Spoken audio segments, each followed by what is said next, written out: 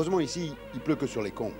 Le breton se différencie des autres êtres humains par son nom caractéristique, sa langue étrange, sa faculté à voyager, sa musique. Le breton pur beurre a donc toutes les qualités nécessaires pour la pratique du surf.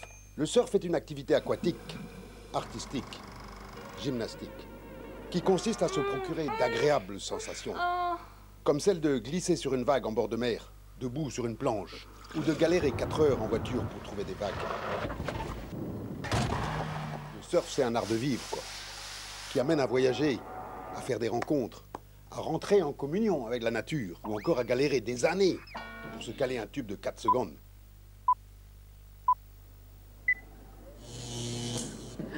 Voilà, c'est vraiment très De drôle. l'humour et de la qualité technique. On ne se serait pas permis, nous. C'est un petit bijou, et je vous recommande d'aller le voir en entier sur le site des Sentinelles du Littoral, évidemment. Moi, je vais vous montrer une image un peu étonnante. Elle a plus de 100 ans. Elle va faire plaisir à Loïc qui était venu de notre équipe, puisque c'est le port de Saint-Quay-Portrieux en 1900. Regardez bien. Saint-Quay-Portrieux aujourd'hui sur la côte du Goëlo qui court de Paimpol à Saint-Brieuc.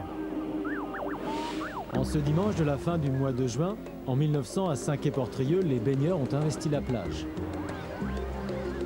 Canotiers et pantalons blancs pour les hommes et les femmes en robe longue. Il n'y a guère que les enfants habillés en petits baigneurs pour se hasarder dans l'eau encore fraîche. La plage est l'endroit où se montrer, où flirter sous les regards sévères des matrones assises sur des pliants ou à même le sable. On ne badine pas avec la tenue à Saint-Quay. Les baigneurs de bonne famille y logent d'ailleurs dans le couvent, dont les fenêtres sont grandes ouvertes pour profiter de la brise. Et ils doivent être rentrés le soir, au plus tard à 20 h. Les habitués se sont fait construire des cabanes de bois plus élaborées les unes que les autres. Certains propriétaires ont même pensé les transformer en villas de vacances les pieds dans l'eau, au point de provoquer la colère de la mairie. À cette époque, on se bat déjà pour le front de mer, et le symbole en est cette tour. Elle a été construite si haute par le propriétaire d'un tout petit terrain pour embêter la mère supérieure du couvent et lui boucher la vue, parce qu'elle avait refusé de lui vendre une parcelle plus grande. Histoire de plage et querelle de voisinage, ainsi va la vie à Saint-Quay en 1900. Finalement, les querelles de voisinage, c'est assez ancien. Ça date pas d'hier, non? Stéphane, on repart pour le 3e carnet de route, votre 3e carnet de route. Mais oui, toute bonne chose ayant une fin. Dernière étape, on a poursuivi notre périple vers le nord, malgré des conditions climatiques un peu moins favorables, ou peut-être plus de saison.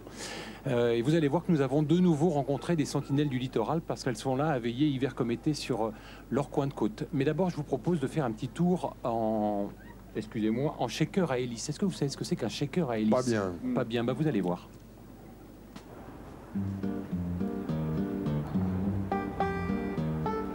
Ce jour-là, on a fait fort.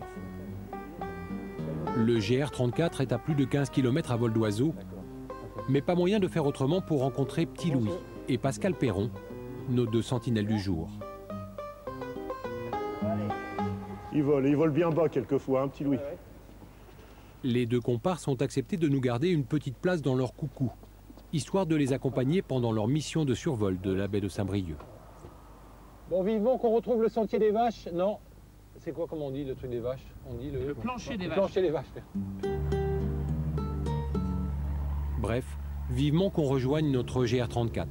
Mais pas avant une petite partie de cache-cache en shaker à hélice. Objectif de la mission, surveiller les pêcheurs de coquilles qui seraient tentés de jeter leur drague à la mer avant l'heure. C'est-à-dire avant le top départ des 3/4 d'heure de pêche autorisés pour la journée. Là, il est en pêche. Et paf, en voilà un. Non, mais c'est avant l'heure. Ah bah là, on vient de surprendre 2 navires en action de pêche, donc 10 minutes avant l'heure prévue. Donc ces 2 navires sont en infraction et ils feront l'objet d'une procédure. À savoir, 2 jours d'interdiction de pêche. Mais le plus étonnant dans l'histoire, c'est que cette surveillance aérienne par un contrôleur des affaires maritimes est financée et organisée par les pêcheurs eux-mêmes, de quoi éviter bien des tentations. Depuis le début de saison, c'est quand même assez fréquent ces contrôles et ces infractions. Et heureusement que la surveillance avion existe. Sinon, je m'interroge quant au devenir de du gisement. Du gisement. Il y aurait plus beaucoup de coquilles s'il n'y avait pas l'avion. Alors, je pense que la ressource diminuerait énormément. Ouais. Donc il faut continuer à se faire secouer en petit avion au-dessus de la baie. Ah, tout à fait. Bon, pour nous, ça ira bien comme ça. C'est qu'on est attendu en bas, et même par le doyen de nos sentinelles du littoral. En tout cas, la pierre est magnifique ici. Hein. Ah, mais vous avez ici les poudingues de Cesson, qui sont très anciens. Qui sont ces galets, galets emprisonnés. Voilà, et qui intéressent les géologues de toute la France, oui. Car ce sont presque les plus vieux poudingues de France. D'accord. Voilà. Alain Guillaume, plus de 40 ans de lutte au service de la protection de l'environnement, et qui a donc prévu, malgré la pluie, de nous montrer ces vénérables galets, vieux de 600 millions d'années tout de même. On a stoppé là, mais normalement elle arrivait sur la pointe de la décharge. Mais si M. Guillaume a tenu à braver les éléments... On refait les dégoûts. Ok. Allez, on y va rapido. Alors, on y va. À braver les éléments, donc, c'est surtout pour nous expliquer comment l'existence de ce haut lieu de la géologie a un beau jour imposé la fermeture de la gigantesque décharge à ciel ouvert qui menaçait de le recouvrir. Ça commence à partir de là, la décharge. Ah, bah voilà, c'est pas des poudingues, les gros rochers, là? Des poudingues du Poubélien supérieur. Ouais, c'est le Poubélien supérieur, voilà. C'est ça. 1 million de mètres cubes d'ordures recouvertes d'herbes folles et qui continuent de répandre leur jus dans les eaux de la baie de Saint-Brieuc, provoquant un mini-désastre écologique. Gravats, déchets hospitaliers ou industriels, on trouve de tout dans l'ancienne décharge de la Grève des Courses. Moi, j'ai vu les gens m'amener ici des poignées de cercueil, des pierres tombales. Imaginez que dans quelques centaines d'années, les archéologues de l'époque fassent une fouille là-dessus. Ils diront, mais c'était des sauvages à l'époque. Ils enterraient leurs morts au milieu de leurs déchets. C'est pas croyable. De tout. Des déchets extrêmement... Fermée en 1993 grâce aux poudingues, donc, l'ancienne décharge est toujours là, à 6 pieds sous terre, attendant une bien improbable évacuation. Et vous, c'est le combat de votre vie, cette décharge? Presque, presque. Moi, je suis arrivé ici quand elle a commencé, et vous voyez, on n'est pas terminé, et j'ai l'impression que je ne verrai pas la fin. Nous voici repartis sur notre sentier du littoral, sous la menace de la pluie.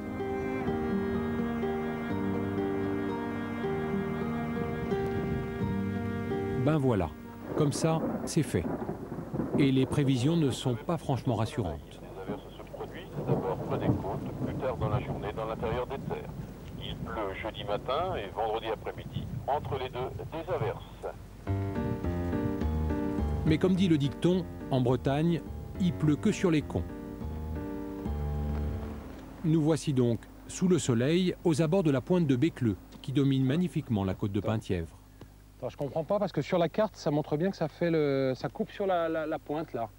Et là, t'as le sigle. Ouais, il est indiqué là. Pointe de Bécleux, on la traverse, il n'y a pas raison de contourner. Bon, on va aller voir parce qu'il y a sûrement une explication à tout ça là. L'explication, c'est Michel Blin, président de l'Association des paysages de France, qui nous la donne. Et Michel Blin est très en colère. C'est magnifique comme... Qu'est-ce que c'est ça? C'est quoi ça? Je ne sais pas ce que c'est que ce grillage, mais moi je trouve ça aberrant d'observer le littoral à travers les mailles d'un grillage sur 400 mètres, là, comme on voit ici. C'est fou. Petite recette pour contourner la loi littorale et privatiser un site remarquable. Prenez une vieille bicoque en ruine située à moins de 100 mètres de la mer, passez outre l'interdiction du tribunal administratif pour rénover la maisonnette et cernez le terrain de clôture infranchissable. Laissez mijoter à feu doux, sans oublier de signer un bail antiféotique de 99 ans pour éviter tout risque de préemption par le Conservatoire du littoral. Le tour est joué. C'est une astuce juridique. Apparemment, c'est quelqu'un qui a été bien conseillé pour faire cette manœuvre, entre guillemets. Il faut dire que ce quelqu'un n'est autre qu'un homme fortuné, originaire de la région et éditeur d'hommes politiques de premier plan. Le paysager est complètement dénaturé ici. Tout ce qu'on constate, c'est que la situation est bloquée depuis des années. Bon, est-ce qu'il y a une relation de cause à effet? Ça, je l'ignore. Voilà, mais les faits sont là, en tout cas. Voilà, les faits sont là. Ouais. On fait le sentier, le vrai? Ah, le vrai.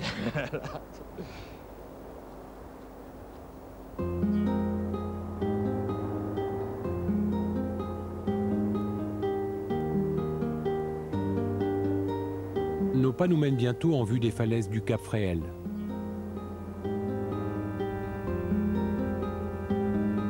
Nous traversons une lande balayée par les vents et les embruns.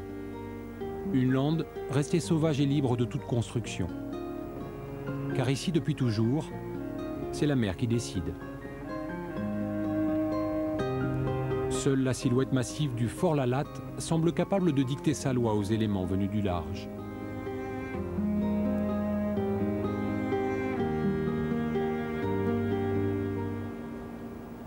Chaque année, l'Union des associations pour la défense du littoral décerne des prix Citron aux communes les moins méritantes en matière de respect de la loi littorale. Le prix Citron de l'année, le voici justement devant nous, c'est le port de Cinca, dont le projet d'extension risque fort de perturber durablement la biodiversité de la région.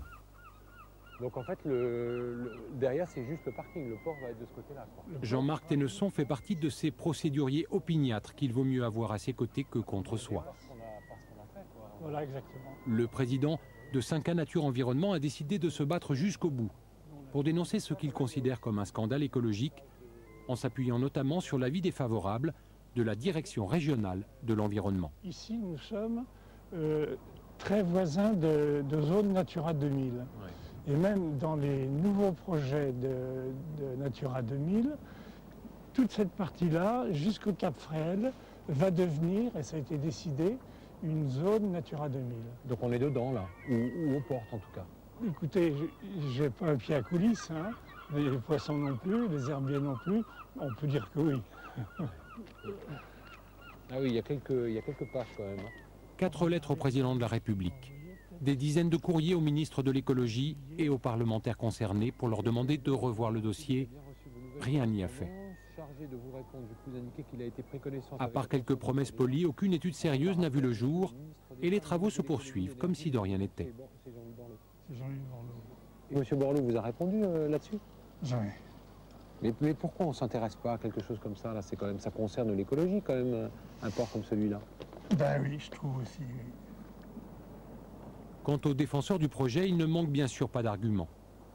Le manque de place pour les plaisanciers de la région, la sécurité des pêcheurs, le développement économique et la dizaine d'emplois à la clé. Parmi eux, Roland Barbet, rencontré au détour du chantier et qui a souhaité témoigner de l'adhésion locale pour le doublement du port de Cinca. C'est une majorité de gens qui sont pour. La meilleure preuve, c'est quand les gens qui étaient opposés au port ont fait une manifestation, ils étaient une trentaine à manifester. Dans les semaines qui ont suivi, la municipalité et les communes environnantes ont organisé donc une contre-manifestation et il y avait plus de 5000 personnes. Quand on voyait l'enthousiasme qu'il y avait de tous ces gens-là pour soutenir le projet du port, le débat il était vite clos. Hein.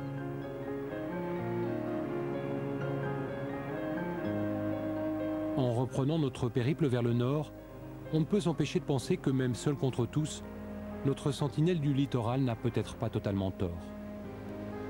Et qu'il serait bon désormais de réfléchir à 2 fois à ces grands projets de développement qui continuent de grignoter toujours un peu plus notre bord de mer. Notre joli bord de mer protégé, développé, c'est l'éternel problème. En tout cas, ce qui est bien, c'est que les gens en parlent et s'en parlent. C'est ça qui est bien. On est toujours en direct de Paimpol, en Bretagne Nord. Et quand on dit Paimpol, je ne peux pas m'empêcher de penser à la Paimpolaise, qui a donné certainement, c'est elle qui a donné naissance à un festival du chant de marin qui a lieu tous les 2 ans, je crois. Oui, tous les 2 ans. Donc, ça sera la 9e épisode au mois d'août, les 7-8-9 août. Vous allez me dire pourquoi ça fait 20 ans, parce que justement il a lieu tous les 2 ans. Donc, mais ça a pris des proportions considérables. Énorme, il y a un très très beau plateau, notamment cette fois-ci Marianne Faithfull, la divine, et puis aussi un groupe local qu'on aime beaucoup. Il s'appelle les Moules Marinières. C'est votre plat préféré, Georges, je crois savoir. Merci. Voilà, en tout cas, je voudrais remercier tous ceux qui nous ont aidés à préparer cette émission, puis remercier tous les Paimpolais et Paimpolaises qui sont venus assister à l'émission. Toute l'équipe Thalassa vous remercie de votre fidélité. À bientôt et bon vent.